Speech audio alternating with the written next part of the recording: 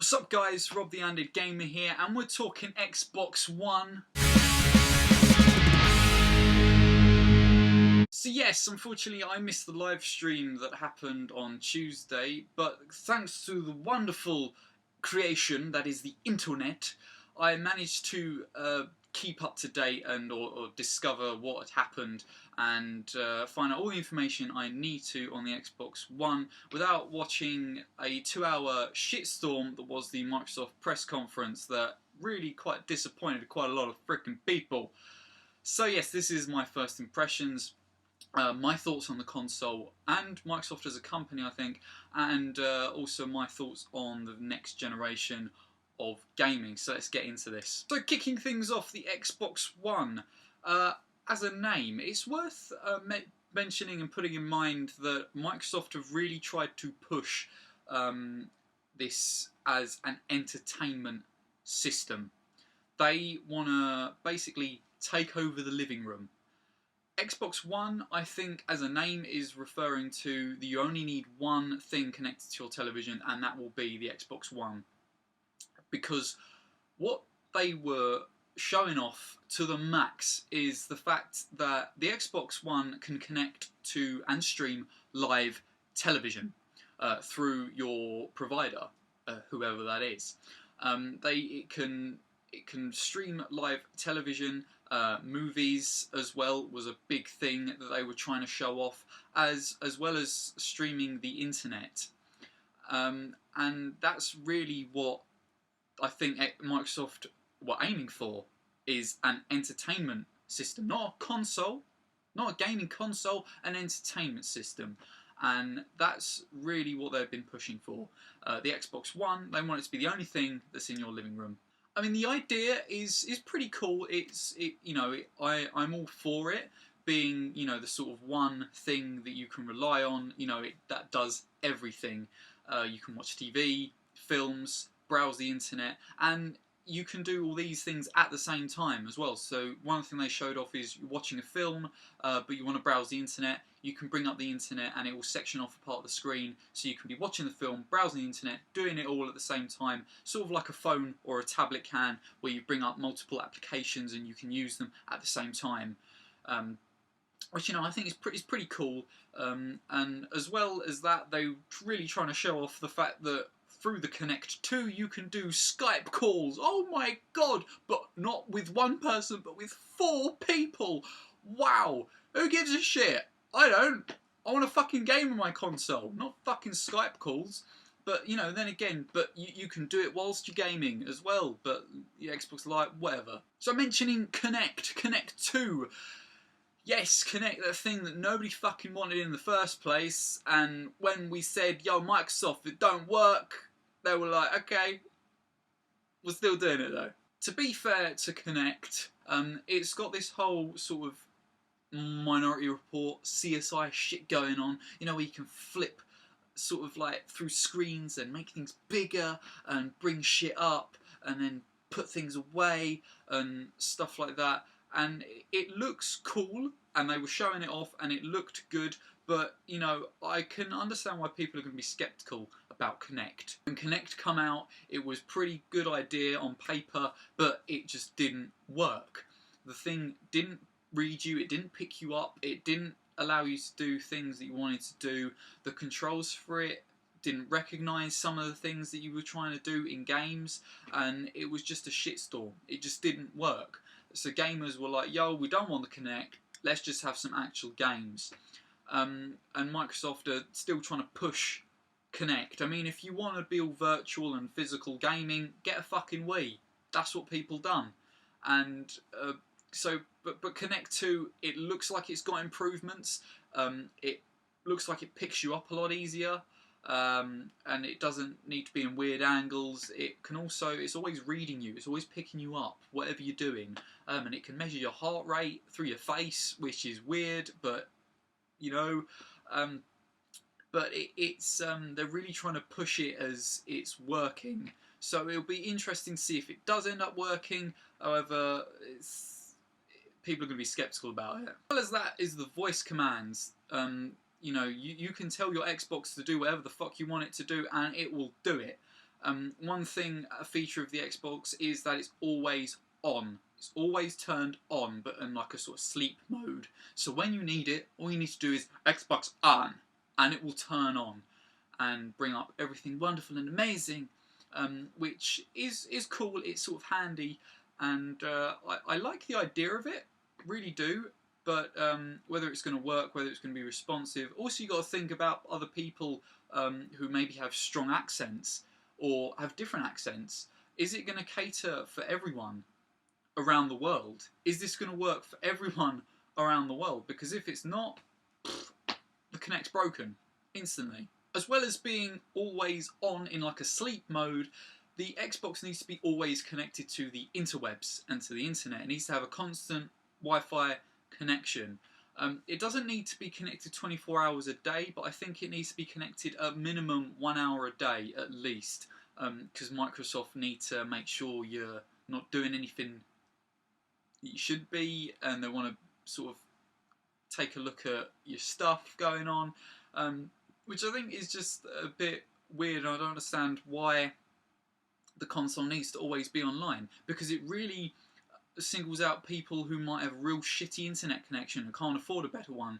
I mean, it seems like they're really pushing for people that have got, they even said it themselves in interviews, that it's high, they're going for people, you know, everyone's got high rate broadband, high quality, fast broadband. No, they don't. Not everyone has got the best internet or can afford the best internet in the world. You know, it's silly to think that everyone's got higher speed broadband. It's expensive. Not everyone can afford it. And, you know, some people might have a really bad internet connection that cuts in and out and in and out, and they might only have it for 30 minutes a day, and then it goes away and then comes back again. You know, they can't expect everyone to be the same. Which I think, if that's your thing that you're going for, the console's already flawed. It's already fucked.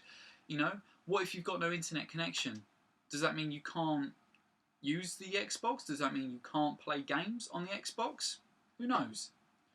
And speaking of games, the Microsoft didn't really speak about games in the live stream, in the conference at all.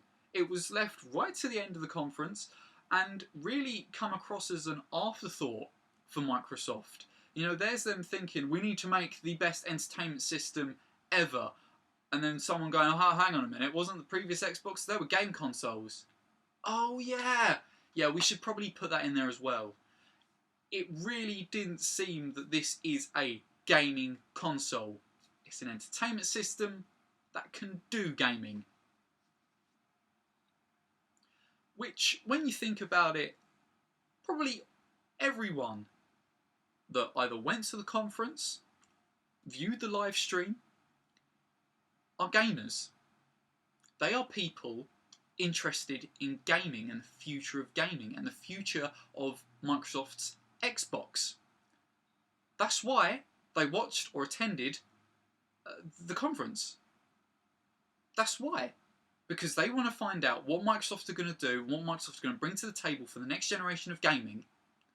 They're interested in that gaming product. And all we got was 2 hours of, this can play live television. You can stream on the internet. You can talk to your Xbox and it does what you fucking want it to. Can it do gaming? Oh, yeah. Yeah. Kinda. Really, it just seemed like a massive kick in the balls for everyone that supports Microsoft and the Xbox. And really is kind of a turn-off, because what we found and what we discovered was not innovation in the slightest so far. And what we were given in gaming was trailers, just game trailers. They showed off EA Sports. They've clearly made a massive deal with EA Sports, because you've got games like FIFA, Madden, NFL, all these games, Forza 5 racing games, Call of Duty Ghosts, fucking Call of Duty, of course, and Quantum Theory, which in itself looked like a freaking television show. So, you know, that's right in there for the entertainment. But all it seemed to show off and sort of attract was the core mainstream gamers. Gamers who are only interested in buying the same fucking game every year. I'm going to get a new FIFA game. Why? It's the same as the last fucking FIFA game. Yeah, but it looks a bit better. I'm going to go buy the new Call of Duty game. Why? It's the same as last year. It looks a bit better. That's who I think their demographic is. The people who game but aren't real gamers and aren't really interested in gamers and innovation and story and what consoles and gaming can do and mean. They're just sort of in it for a bit of fun. And if they're not interested in gaming, hell, you can watch fucking live TV, you can watch a film, you can browse the internet for whatever the fuck you want. But remember, Kinect's always watching. That's what it seems like Microsoft's new demographic is. And I think it really singled out actual gamers who are interested in gaming and innovation.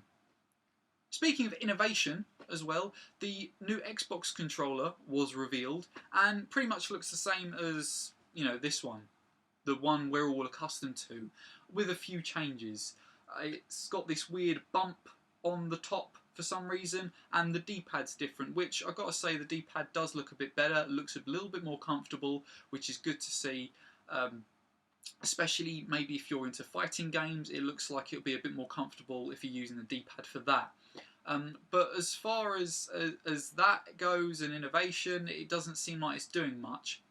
Even more than that, Microsoft have totally kicked out and abandoned the indie market and indie developers. That's right, the Xbox One will no longer be able, or you will no longer be able to make indie games for this console. What the fuck? I know. Bearing in mind, the Xbox Live Arcade and the indie market on Xbox Live have been very, very successful, and we've had some phenomenal games come out on these, on this indie market. Games like Super Meat Boy, Limbo, Bastion, just to name a few. Games that have been really successful and really opened up the gaming world for indie small developers. And that's great, and Xbox supported that.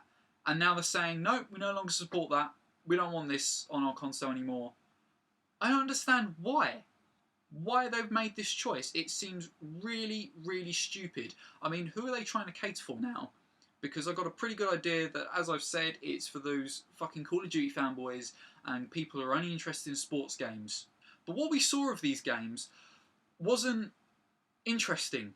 All we saw was CGI cutscenes and trailers. And a fucking TV show. That's all we saw.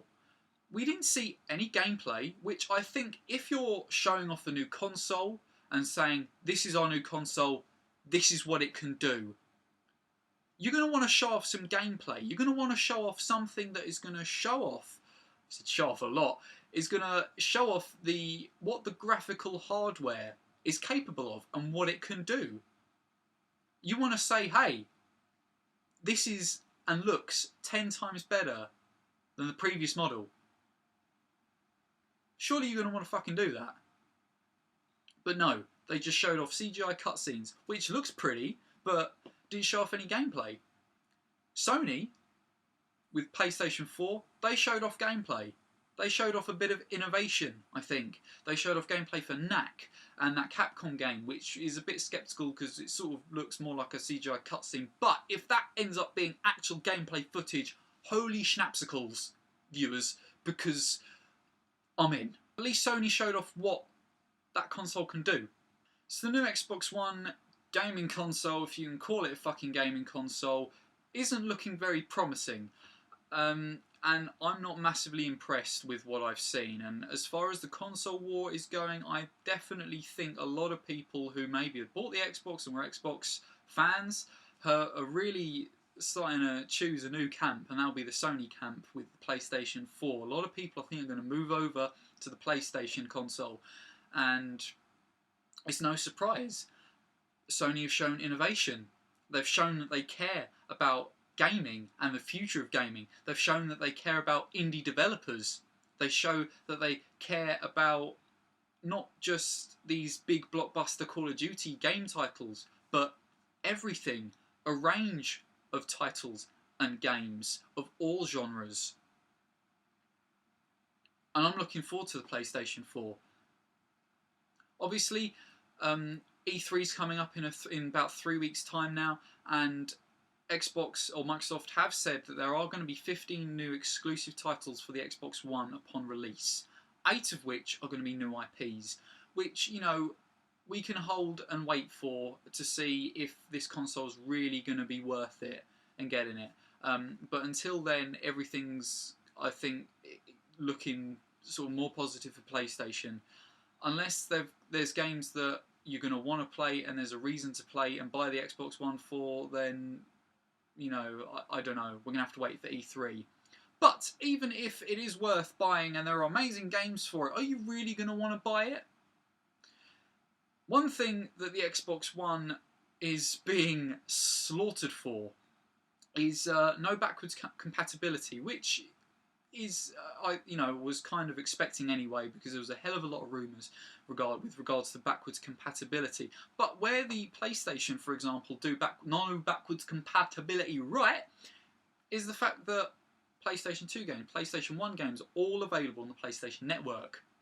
They're all available for you to get, and there are hundreds of games. Even the games that didn't do so well are on there, like financially. Xbox, you want to buy an Xbox game on the Xbox 360, original Xbox game, there's only a few. To name a few off the top of my head that I can think of, there's only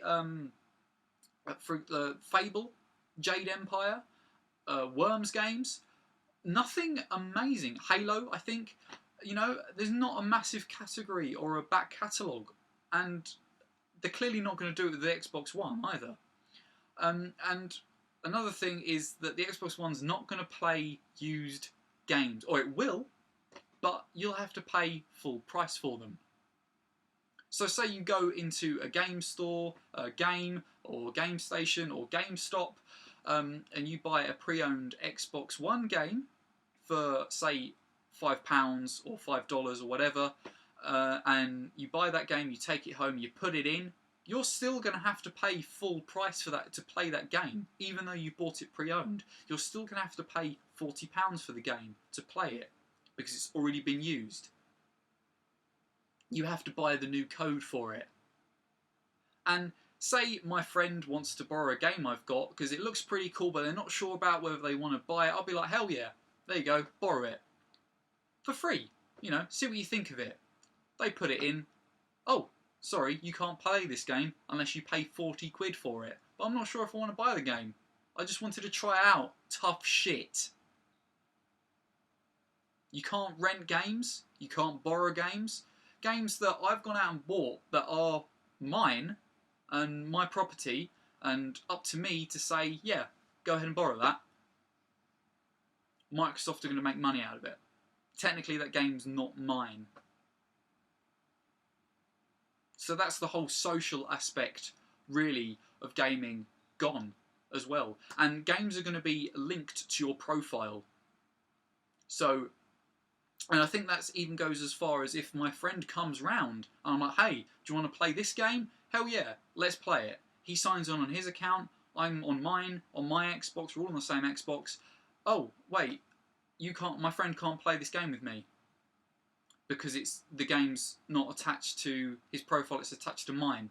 So he's going to have to buy the game to play it. That's going to be a real fucking expensive game. As far as I can see, Microsoft are only worried about the money. They're trying to rake it in with what they can. Cheap tactics and tricks. And it's disgusting. It really is. And there might be some exclusive titles for the Xbox that I'm interested in. But there's not that many. And off the top of my head, the only one that I can think of that I'm slightly worried about is maybe Bethesda's Elder Scrolls series, which in the past have not been that great on the Sony systems. But hopefully, the new Elder Scrolls games will be alright with PlayStation 4. They'll be able to develop it a lot easier, because I think PlayStation 4 is going to be a lot developer friendly, so hopefully you'll be able to create the games easier on that console. Because one of the problems we've had with PlayStation 3 and Skyrim, for example, is the lack of downloadable content. They've not been able to get the downloadable content onto the console up until now when they've got the Game of the Year edition out. But it's taken them a while. PlayStation have really been behind. So I'm slightly worried from that point of view. But other than that, I'm really not bothered about the Xbox One. Really not bothered at all. I think it's going to be a waste of money for something that's not really a game console anymore. Something that's just going to try and get as much money from you as possible. But hell, if you want to play Call of Duty and FIFA, go for it. Whilst watching a film. And having a Skype conversation. And browsing the internet. And getting the Xbox Connect to make you waffles. Yeah, I think that's my 2 cents. YouTube's. I think that's what my thoughts on the Xbox One are.